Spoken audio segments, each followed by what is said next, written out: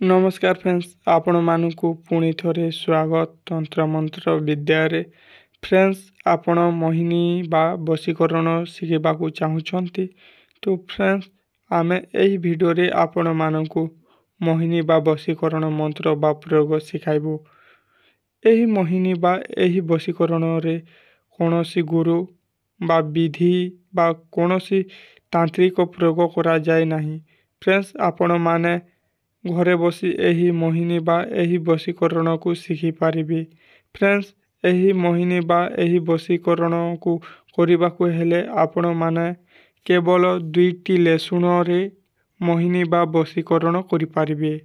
तो फ्रेंड्स आपण मानकु को पुओ बा को झे इग्नोर करूछि बा आपणको क्रॉस छाड़ी की जाइछि बा आपण प्रेमिक बा प्रेमिका आपणको भूली जाउछि बा आपणको स्वामी स्त्री मझिरे बहुत झगड़ा गाली होउछि ताहले ए वीडियो फ्रेंड्स आपणको पाई एही मोहिनी बा एही वशीकरण को गोटे थर मध्य प्रयोग करिकी देखंतु जहा द्वारा आपण मोहिनी बा वशीकरण काम सफल हेबो।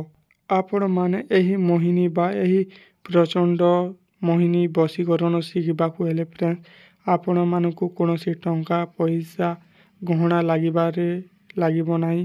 फ्रेंड्स आपण माने केवल 2टी लेसुन गोटी कला कपड़ा एवं पासपोर्ट फोटो आपण माने जाकू वशीकरण बा मोहिनी करिबाकू चाहुछंती ताहारी फोटो ए 3टी जिनिस रे आपण माने महाशक्तिशाली वशीकरण बा मोहिनी प्रयोग करि पारिबे। फ्रेंड्स एही मोहिनी बा एही वशीकरण शिखिबाकू हेले फ्रेंड्स आपण माने एही वीडियो को शेष पर्यंत देखंतु एवं आमको कमेंट माध्यम रे कहिबे कोठी मिस्टेक करि देले आपण माने आमको कहिबे नाइ। फ्रेंड्स तो फ्रेंड्स एही वीडियो को आरंभ करिबा।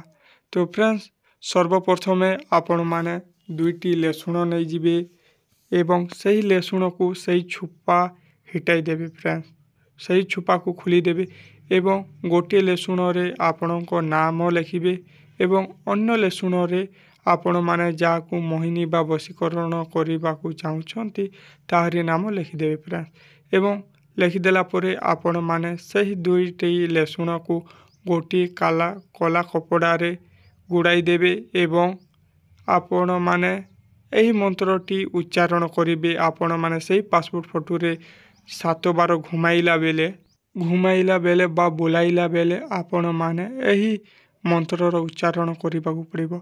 ओम चिम चिम कुरु बसम स्वाहा। फ्रेंड्स एही मंत्रर टी आपण माने 7 थर उच्चारण करिवे एवं आपण माने सही लेसुन को आपण माने जो गछ तले बा वृक्ष मूल गछ तले टुपी दे आसीबो। फ्रेंड्स आपण माने एही कोला मात्रे ही आपणको प्रेमिक बा प्रेमिका बा आपणको क्रॉस आपण जाकू मोहिनी करिबाकू चाहुछंती से आपणको हाथ मुठारे होइतिबो। फ्रेंड्स सदा बेले आपणको कथा मानिबो।